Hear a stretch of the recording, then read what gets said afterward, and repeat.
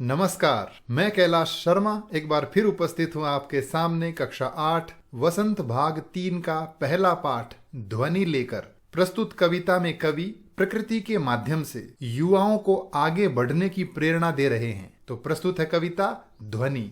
इसके रचयिता हैं सूर्यकांत त्रिपाठी निराला।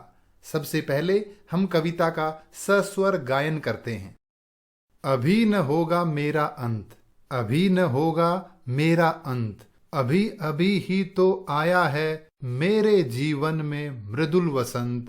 अभी न होगा मेरा अंत, अभी न होगा मेरा अंत।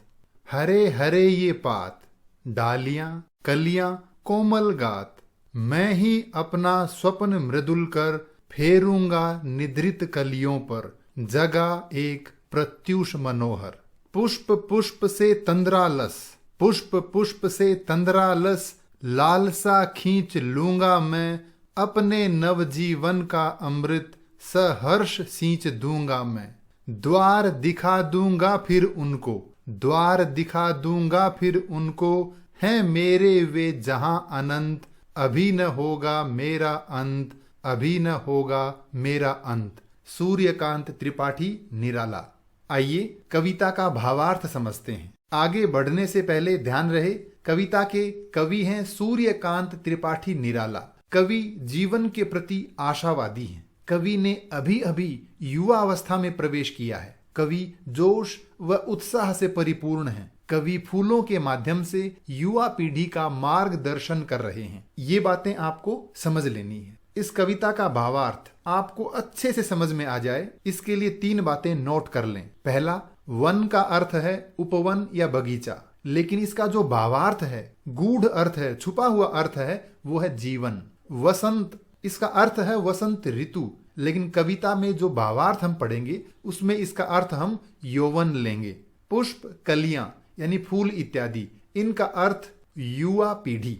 इस प्रकार आपको समझना है। चलिए आगे बढ़ते हैं। कवि कहता है अभी न होगा मेरा अंत, मेरा अंत अभी नहीं होगा। जीवन जीने का जो जोश, जो उत्साह मुझ में है, उसका अंत अभी नहीं होगा, क्योंकि अभी अभी ही तो आया है, अभी ही तो आया है मेरे वन में। वन का अर्थ क्या है यहाँ पर? उपवन यानी बगीचा, अर्थात मेरे जीवन में। मृदुल यानी कोमल, वसंत अर्थात यौवन, यानी मेरे जीवन में अभी अभी तो यौवन आया है, इसलिए मेरा अंत यानी मेरे उत्साह का अंत अभी नहीं होगा। इसका भावार्थ है, कवि कहते हैं मेरा अंत अभी नहीं होगा, क्योंकि मेरे जीवन रूपी सुंदर उपवन में यौवन रूपी कोमल वसंत अभी आया है, अर्थात अभी अभी मैंने युवावस्था में प्रवेश किया है, अतः अभी मेरा अंत नहीं होगा। यानी जीवन को सुंदर ढंग से जीने का मेरा उत्साह अभी समाप्त नहीं होगा। आगे बढ़ते हैं। हरे हरे ये पात, डालियां कलियां कोमल गात।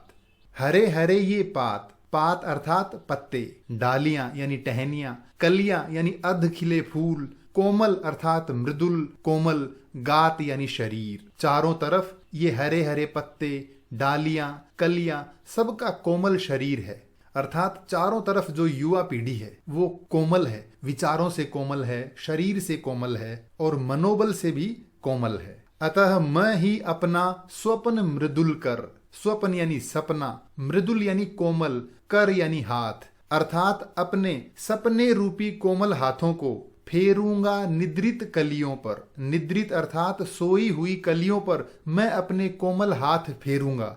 जगा एक प्रत्यूष मनोहर, मनोहर यानी सुंदर, प्रत्यूष यानी सवेरा, और उन कलियों पर हाथ फेर करके मैं उनके जीवन में एक नया सवेरा लाऊंगा। अब यहाँ युवा पीढ़ी के लिए कवि कह रहे हैं कि उन कोमल विचारों वाले उन युवा पीढ़ी को मैं अपने सपनों से उनमें जोश जगाऊंगा और उनके जीवन में एक नया सवेरा लाऊंगा। इसका भावार्थ है, कवि कहते हैं इस जीवन रूपी उपवन में हरे हरे पत्ते, डालियां कलियां आदि कोमल शरीर वाले हैं। मैं अपने स्वप्न रूपी कोमल हाथों से उन सोई कलियों को जगाऊंगा और उनके जीवन में एक सुंदर सवेरा लाऊंगा।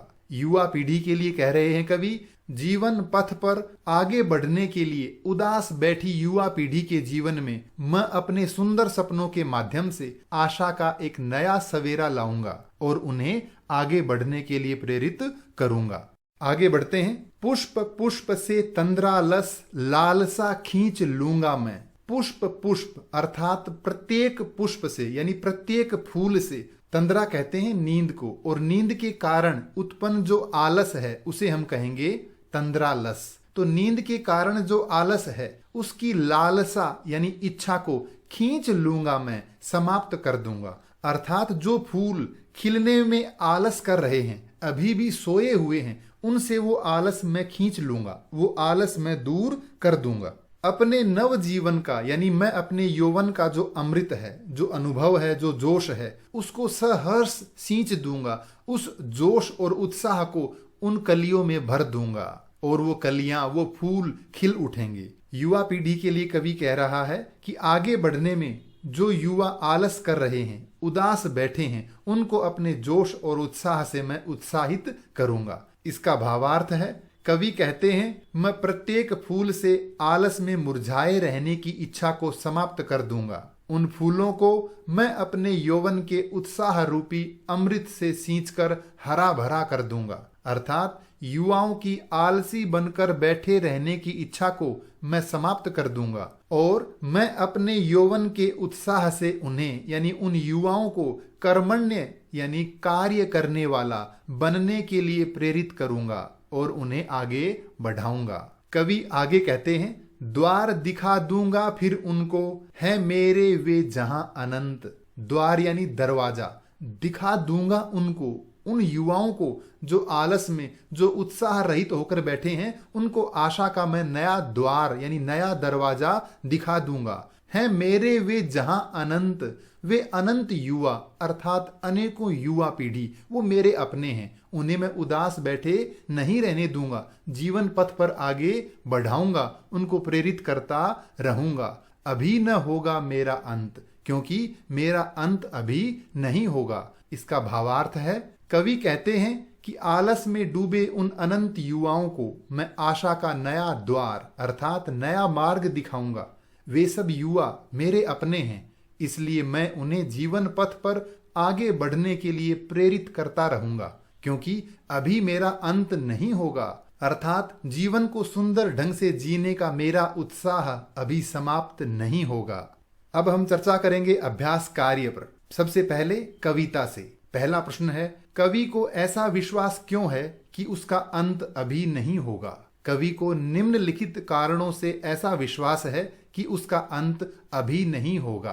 पहला है, कवि जीवन के प्रति आशावादी है तथा आत्मविश्वास से भरपूर है।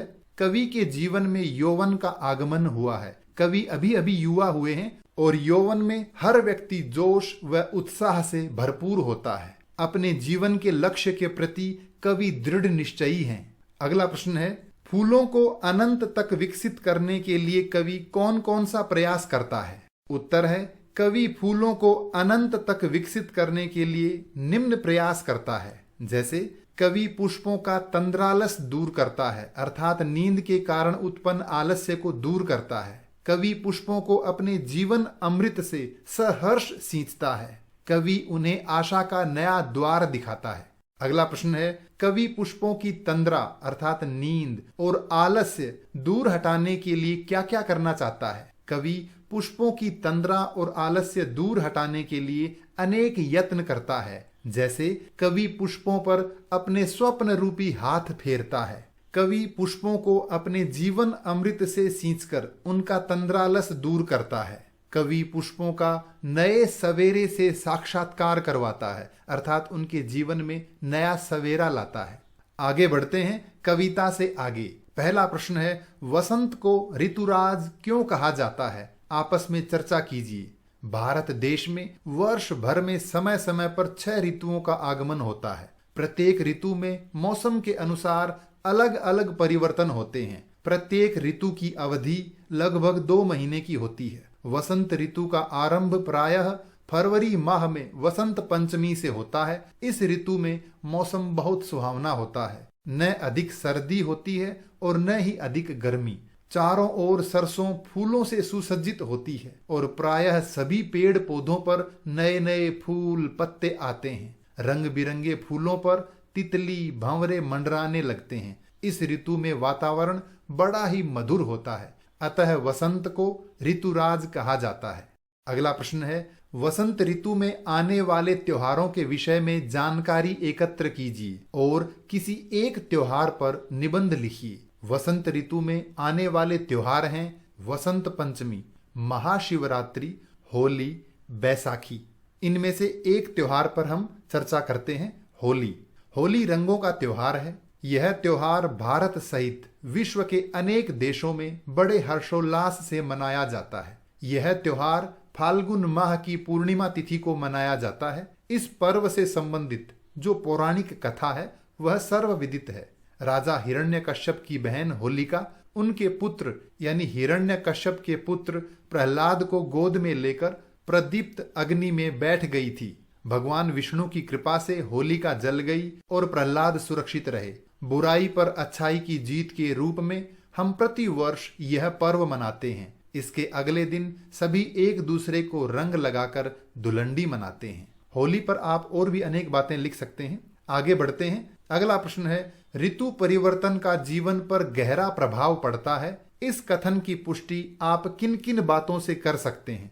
भारत में समय समय पर 6 ऋतुओं का आगमन होता है। प्रत्येक ऋतु के अनुसार मौसम में परिवर्तन होता है। इसी परिवर्तन से हम सर्वाधिक प्रभावित होते हैं। हम उस मौसम के अनुसार कपड़े पहनते हैं, भोजन करते हैं। हम उस मौसम के अनुकूल ही भौतिक साधनों का उपयोग करते हैं, जैसे गर्मियों में कूलर, एसी, सर्दियों में हीटर इत्यादि, और वर्षा में रेनकोट, छत्ता आदि का। कुछ मौसम स्वास्थ्य के लिए अच्छे होते हैं तो कुछ तुलनात्मक उतने अच्छे नहीं होते, जिस कारण कई तरह के कीटाणु बीमारियों से बचने के अनेक उपाय हमें करने पड़ते हैं। अतः हम कह सकते हैं कि ऋतु परिवर्तन का हमारे जीवन पर बहुत ही गहरा प्रभाव पड़ता है। आगे बढ़ते हैं अनुमान और कल्पना की ओर। पहला प्रश्न है, कविता की निम्नलिखित पंक्तियां पढ़कर बताइए कि इनमें किस ऋतु का वर्णन है। फूटे हैं आमों में बोर, भोर वन वन टूटे हैं, होली मची है ठोर ठोर, सभी बंधन छूटे हैं। इन पंक्तियों में वसंत ऋतु का वर्णन है, क्योंकि आम के पेड़ों पर मंजरी आना, भोरों का वन उपवन में मंडराना और विशेषतः होली के त्योहार का वर्णन सभी इस ओर संकेत करते हैं कि प्रस्तुत पंक्तियों में वसंत ऋतु का ही वर्णन है। अगला प्रश्न है, स्वप्न भरे कोमल कोमल हाथों को अलसाई कलियों पर फेरते हुए कवि कलियों को प्रभात के आने का संदेश देता है। उन्हें जगाना चाहता है और खुशी खुशी अपने जीवन के अमृत से उन्हें सींचकर हरा भरा करना चाहता है। फूलों पौधों के लिए आप क्या क्या करना चाहेंगे? मैं निम्नलिखित कार्य करना चाहूंगा। जैसे सबसे पहले मैं अधिक से अधिक पेड़ पौधे लगाऊंगा। मौसम के अनुसार सर्दी, गर्मी, वर्षा आदि में उनकी देखभाल करूंगा। पशु आदि से उनकी रक्षा के लिए उचित प्रबंध करूंगा। समय समय पर उनमें खाद, पानी आदि की व्यवस्था करूंगा। इन पौधों पर लगने वाले फूलों की विशेष देखभाल करूंगा तथा कवि की तरह मैं भी इन फूलों को अपने हाथों से कोमलता से स्पर्श करूंगा। इन फूलों के पास फूल तोड़ना मना है, इसका एक बोर्ड भी लगाऊंगा। तीसरा प्रश्न है, कवि अपनी कविता में एक कल्पनाशील कार्य की बात कर रहा है। अनुमान कीजिए और लिखिए कि उसके बताए कार्यों का अन्य किन किन संदर्भों से संबंध जुड़ सकता है। जैसे कवि का फूलों पर हाथ फेरना युवा पीढ़ी को प्रेरित करने के संदर्भ में ले रहे हैं। इसी तरह से हम नन्हे मुन्ने बालक को माँ जगा रही है, इस संदर्भ में भी ले सकते हैं। और क्या क्या संदर्भ हो सकता है, आइए जानते हैं। इन कार्यों का अनेक संदर्भों से संबंध जुड़ सकता है। जैसे परीक्षा की तैयारी अच्छे से न होने पर उदास हुए बेटे या बेटी को प्रेरित करने के संदर्भ में, अपने साथियों से रोज रोज खेल में हारने के बाद खेलने के लिए बाहर जाने से मना करते हुए बेटे को समझाने के संदर्भ में, किसी नवजात शिशु को गोद में लेकर कोमल स्पर्श के माध्यम से उससे बातें करने के संदर्भ में, और भी अनेक संदर्भ आप अपनी कल्पना के आधार पर लिख सकते हैं। आगे बढ़ते हैं भाषा की बात। पहला प्रश्न है, हरे हरे पुष्प पुष्प में एक शब्द की एक ही अर्थ में पुनरावृत्ति है। पुनरावृत्ति का अर्थ होता है बार बार आना। कविता के हरे हरे ये पात वाक्यांश में हरे हरे शब्द युग्म पत्तों के लिए विशेषण के रूप में प्रयुक्त हुए हैं। ऐसे वाक्यों को एकत्र कीजिए जिनमें एक ही शब्द की पुनरावृत्ति हो। तो आइए एक ही शब्द की पुनरावृत्ति वाले वाक्य, जैसे मुझे धोनी के लंबे लंबे बाल अच्छे लगते हैं। तो लंबे लंबे एक ही शब्द की आवृत्ति है और दोनों इसके लिए विशेषण का कार्य कर रहे हैं। इसी तरह से बच्चों की छोटी छोटी अंगुलियां बहुत प्यारी लगती हैं। मक्का के कच्चे कच्चे दाने बड़े स्वादिष्ट लगते हैं। इसी तरह से आगे कह रहा है, निम्नलिखित पुनरावृत्त शब्दों का वाक्य में प्रयोग कीजिए। यहाँ कुछ शब्द दिए हैं, इनसे हमें वाक्य बनाने हैं। तो आइए पुनरावृत्त शब्दों का वाक्यों में प्रयोग करते हैं। पहला है बातों बातों में। बातों बातों में कब गांव आ गया पता ही नहीं चला। रह रह कर आज सुबह से पिंटू के पेट में रह रह कर दर्द हो रहा है। लाल लाल सूरज की लाल लाल किरणें घना अंधेरा भगा देती हैं। सुबह सुबह सुबह सुबह व्यायाम करना बड़ा अच्छा लगता है। रातों रात मोहन ने रातों रात दुकान खोल ली। घड़ी घड़ी तुम घड़ी घड़ी अपनी बातों से मत बदलो। आगे बढ़ते हैं। कोमल गात मृदुल वसंत हरे हरे ये पात। विशेषण जिस संज्ञा या सर्वनाम की विशेषता बताता है उन्हें विशेष्य कहते हैं। ऊपर दिए गए वाक्यांशों में जो रेखांकित शब्द हैं वो विशेष्य हैं, क्योंकि इनकी विशेषता क्रमशः कोमल मृदुल हरे हरे ये शब्द बता रहे हैं। आइए इस विषय पे चर्चा करते हैं। सबसे पहले विशेषण किसे कहते हैं? संज्ञा या सर्वनाम शब्दों की विशेषता बताने वाले शब्दों को विशेषण कहते हैं। विशेष्य विशेषण जिस संज्ञा या सर्वनाम की विशेषता बताता है उन्हें विशेष्य कहते हैं। हिंदी विशेषणों के सामान्यतया 4 प्रकार माने गए हैं। वे हैं गुणवाचक विशेषण, परिमाणवाचक विशेषण, संख्यावाचक विशेषण, सार्वनामिक विशेषण। आइए एक एक करके हम इन पे चर्चा करते हैं। सबसे पहले गुणवाचक विशेषण। वे विशेषण जो संज्ञा सर्वनाम के रंग, रूप, आकार, स्वभाव आदि की विशेषता बताते हैं उन्हें गुणवाचक विशेषण कहते हैं। जैसे हरा पेड़, पेड़ का रंग बता रहा है हरा। बहादुर लड़का यानी लड़के का गुण बता रहा है। सुंदर लड़की, लड़की का रूप बता रहा है। तो ये सब रेखांकित शब्द जो हैं वो गुणवाचक विशेषण हैं। आगे परिमाणवाचक विशेषण। परिमाण का मतलब होता है मात्रा, नाप, तोल। वे विशेषण जो संज्ञा सर्वनाम की मात्रा का बोध कराते हैं उन्हें परिमाणवाचक विशेषण कहते हैं। ये 2 प्रकार के होते हैं, एक तो निश्चित और एक अनिश्चित। यानी निश्चित मात्रा बताएं जैसे 1 लीटर दूध, 2 किलो चीनी, और अनिश्चित मात्रा जैसे थोड़ा शहद या जरा सी चीनी। इसी तरह से संख्यावाचक विशेषण। वे विशेषण जो संज्ञा सर्वनाम की संख्या का बोध कराते हैं उन्हें संख्यावाचक विशेषण कहते हैं। ये भी 2 प्रकार के होते हैं, निश्चित संख्यावाचक, अनिश्चित संख्यावाचक। जैसे 10 छात्र, 2 आदमी, तो ये निश्चित संख्या है। इसी तरह से कुछ बच्चे, अनेक लोग, ये अनिश्चित संख्या है।